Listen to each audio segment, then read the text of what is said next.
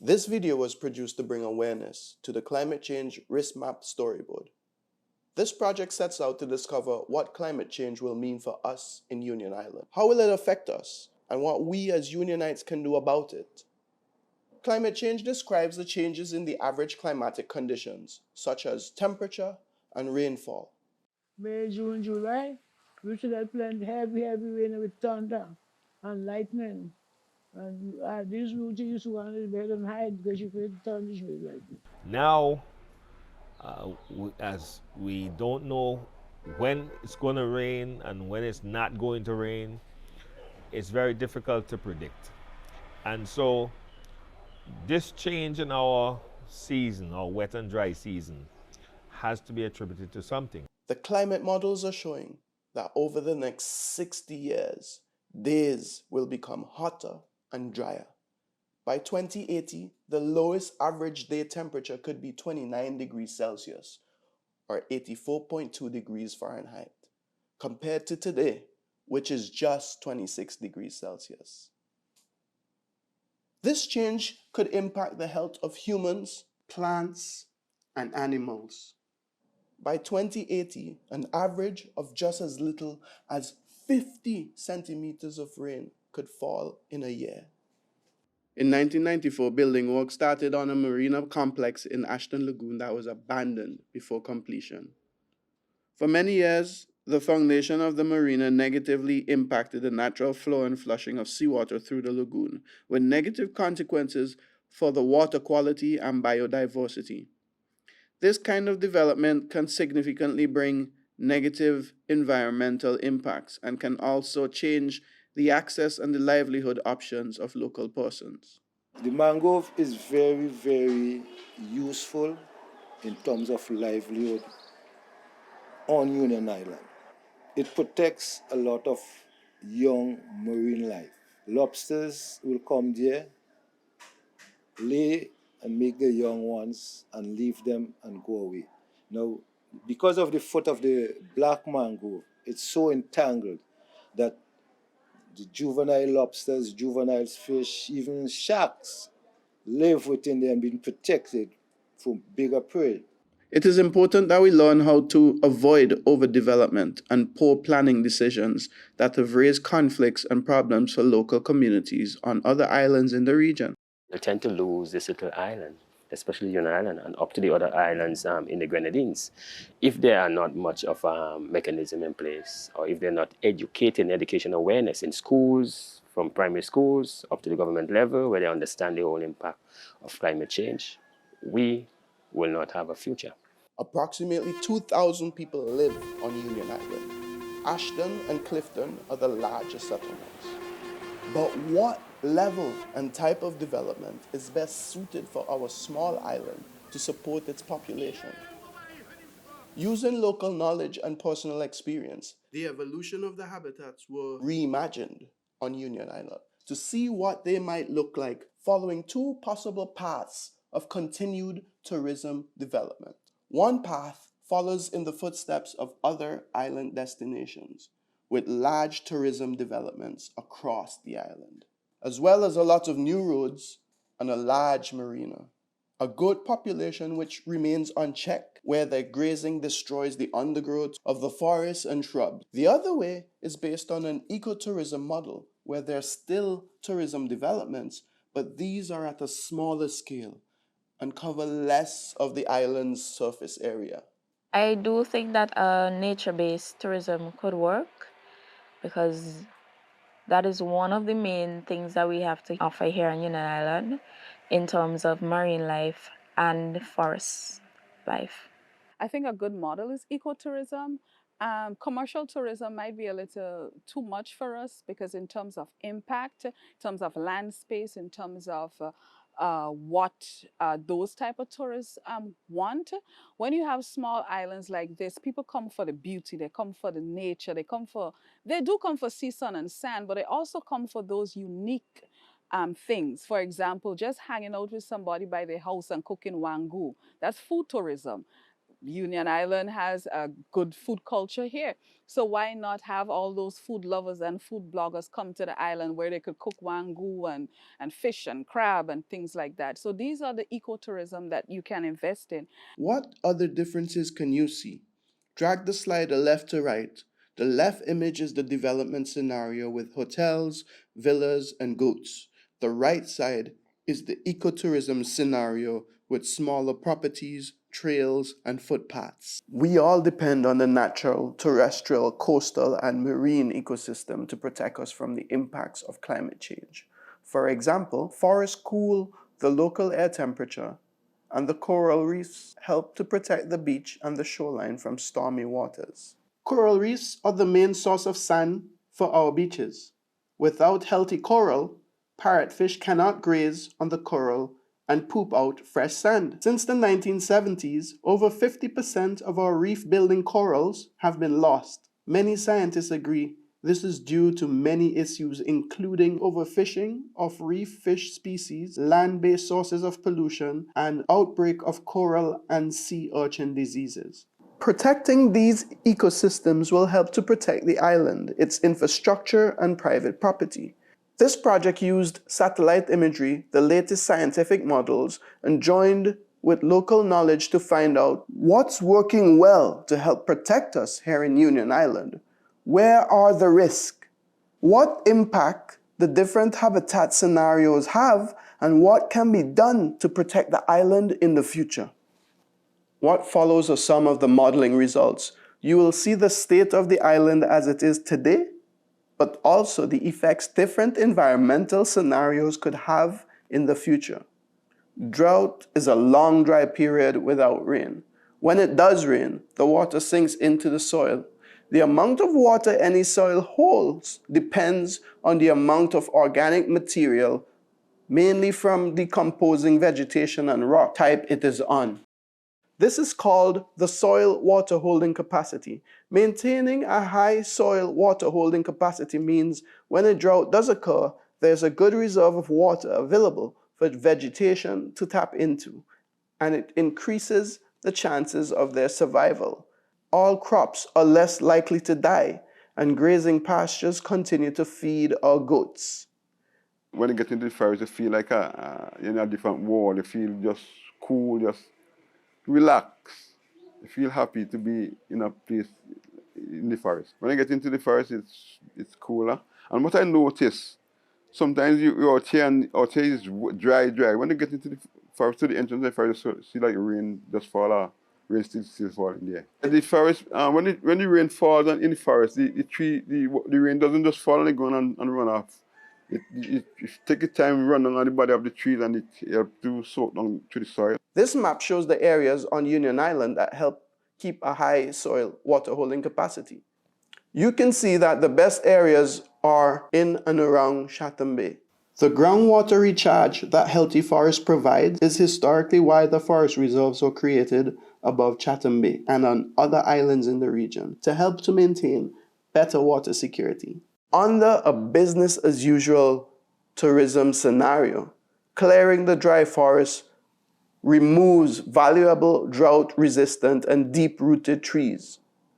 More man-made surfaces stop water from flowing down into the soil. We had a very clear and defined dry season and a clear and defined wet season. Now our dry seasons are longer and it's not as defined because you don't know when it's going to happen and we don't know when rain is going to come. More goats eat more of the forest undergrowth, reducing the number of roots that funnel water into the ground. Because there isn't much water, they allow them to roam and they are very destructive. They eat, especially the goats, they eat almost everything. Farmers who like to plant corn and peas and other crop, they are unable to do so because those animals would go in their fences or break their fences and they would eat everything. With the ecotourism scenario, most of the forests around the eco-properties remain intact. Better goat management means more undergrowth across the island, resulting in more leaves and roots to collect and funnel water into the ground. Using the slider on the map, you can see the difference between the two scenarios. The left-hand map shows the impact traditional tourism could have on refilling soil water. The right-hand map shows the impact ecotourism could have. In summary, the more vegetation we maintain on Union Island, the more moisture our soil can hold, and the better off we are to handle the dry season. Soil erosion is where valuable topsoil is moved from one area to another. It is a natural, slow process. The topsoil, which is rich in carbon, is the best for growing plants and crops. Once the soil is gone, it's very difficult to get it back naturally.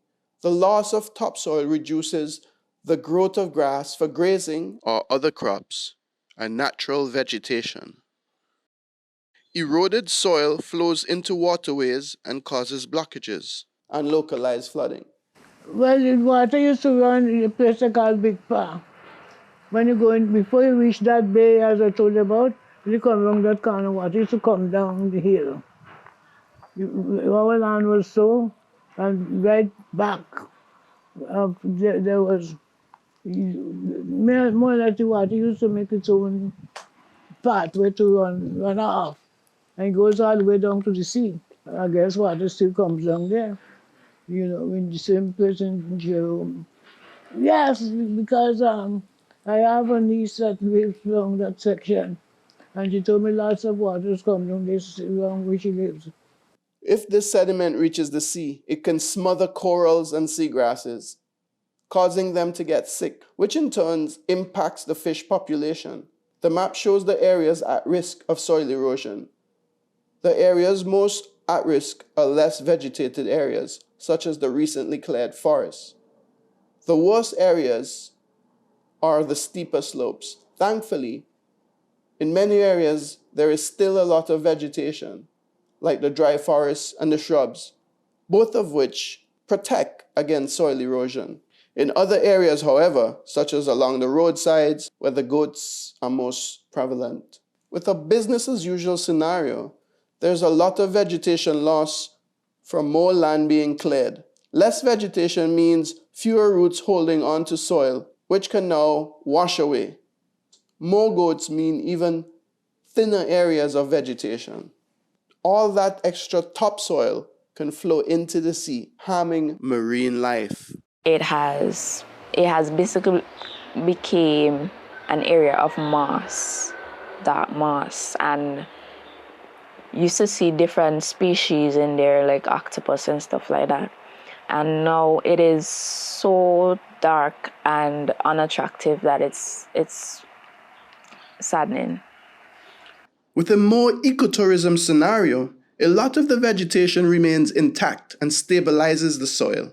Where goat management has been put into place and the undergrowth restored, the risk of erosion has significantly decreased as more roots help hold the soil in place. Around the world, ice sheets and glaciers are melting. Most of that melted water flows into the sea. This is one more reason why sea levels are rising. Sea level rise is a big threat to small islands, as there are usually a lot of homes and hotels on the coast. Sand mining used to be a very serious problem in the past. That's the way how we construct houses here before, or any sort of building. Even the road construction by government used to use the sand from the beach also, right? We never knew of that will have an impact on us today, because in the past that's what we use. But today we are seeing evidence of the impact of removing the sand from the beach. And presently now they are trying their best to try and stop people from taking sand from the beach. But we have to remember, if you don't educate people and if you don't support or give them some form of help, people will still go out there and taking sand from the beach. Some scientists think that sea levels might be more than 1 meter high by 2080. At this time, 97 buildings would be in the sea, and 49 roads or tracks would have to be moved. Water levels can get even higher from the high tides and the storm surges. Use the slide on the map to see the difference in sea level between today and a 6-meter storm surge on top of a 1.3-meter sea rise in 2080, which is on the right. 60 years ago compared to today, There's a lot of changes. A lot of our land is now in the sea. Natural coastal habitats are great at reducing the size and speed of storm waves, helping to reduce the damage to coastal homes, businesses, and roads. Coral reefs and sand dunes can act as a physical barrier. Mangrove habitats are thick and dense and help to break up the waves and absorb storm surges. Climate change is making storms and hurricanes more powerful. Larger hurricanes mean more powerful storm surges. The map on the right shows the most vulnerable areas to storm surge. Most hurricanes currently come from the east, so that side of the island is more at risk. Luckily, coral reefs help protect the main settlement. Ashton is helped by mangroves as well. If their health continues to deteriorate, their protective abilities are reduced. In Richmond, they cut down a lot of the mangrove trees. And because the mangrove trees cut down, especially in Big Sand area, a lot of the mangroves are cut down. And because of that, we're having a lot of coastal erosion taking place in that area. If it was 3 square miles in size, we could be like 2.8, 2.6, 2.7, because we've been losing land all the time.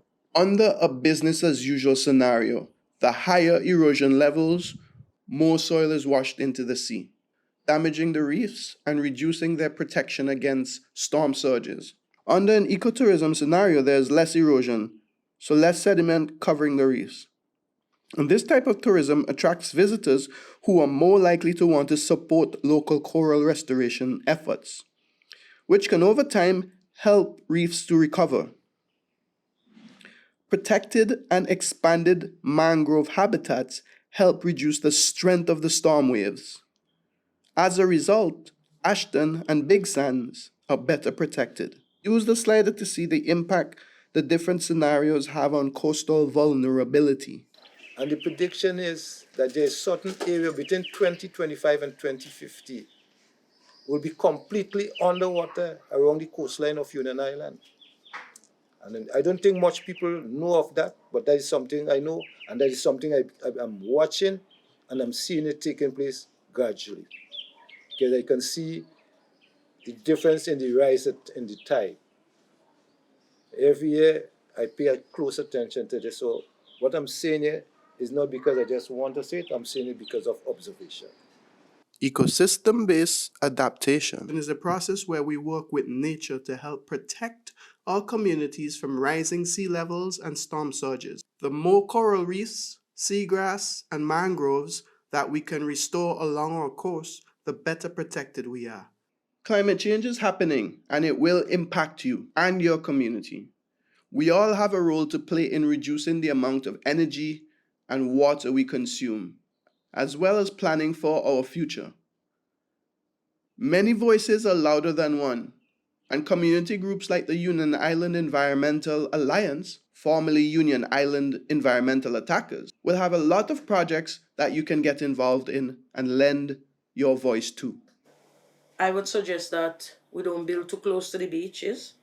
We'll protect our beach because, I mean, you cannot expect to remove mangrove reefs and all those things just to do big infrastructure like hotel and those things. I suggest that people should do some cottages that are more eco-friendly but far away from the seafront, build more up on the land. So at least that, I believe that's the reason why to planning have some building laws, and because people are not abiding by them, they believe being closer to the beach give them more money.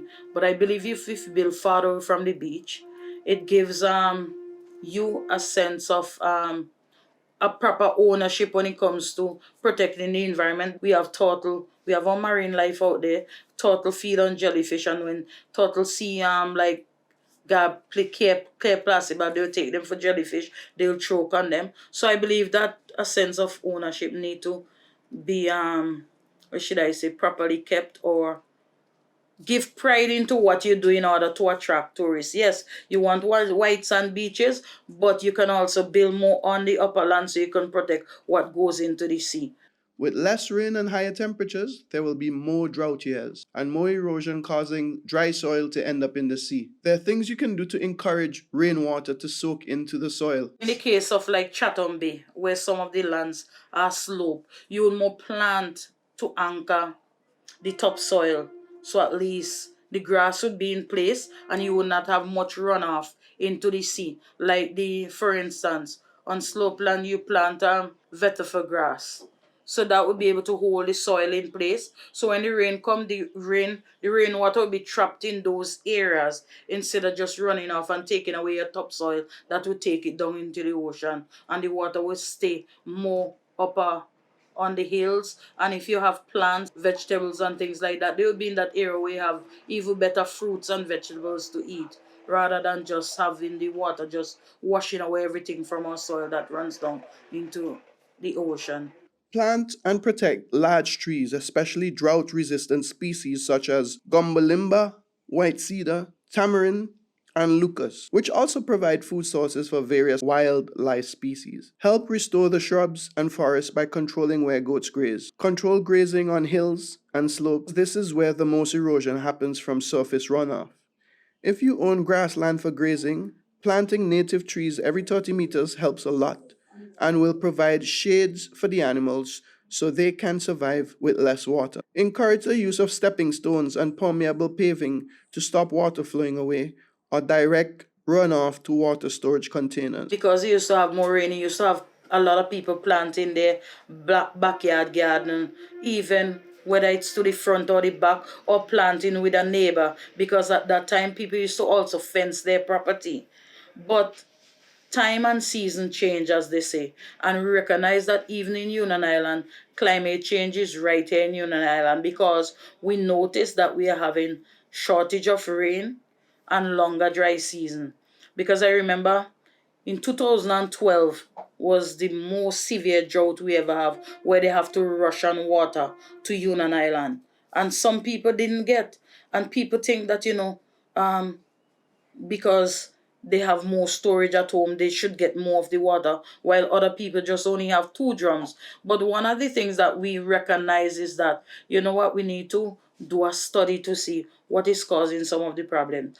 And one of the problems we recognize is that people cut down wood to make coal, charcoals, because they sell it back to people who do barbecue and what's that. But then they're not replanting any trees. So because they're not doing any replanting, then trees attract rain. So if there's nothing like that in place to attract the rain, what do you think is going to happen? The place is going to be very dry, and that is part of the reason. So to solve this problem, I think that every time you want to do construction and like cutting of trees to make coals, you should replant a tree back in the area. Or if you're cutting down a piece of land where you're going to build, I think around the boundaries you should plant some trees that can attract the rain. Rising sea levels will start to flood coastal homes, with even more damage caused by storm surges. Check if your property is at risk from flooding. Check to see if nearby schools, roads, hospitals might be affected. Help protect and even expand wetland habitats such as mangroves and ponds. Please follow national laws and do not catch and eat parrotfish. These laws were enacted to protect these very important species as they keep the reef healthy by grazing the reef, and in doing so, produce fresh sand to nourish our beaches. Do not develop on land that might be flooded in the future. Encourage other landowners and developers to keep the coastal environment intact. This project was carried out by Environment Systems Limited, with assistance from the GIS unit of the Government of St. Vincent and the Grenadines Forestry Department and the Union Island Environmental Alliance. The project was carried out on behalf of Fauna and Flora International, who are the world's oldest international conservation organization dedicated to protecting the world's threatened wildlife and habitats.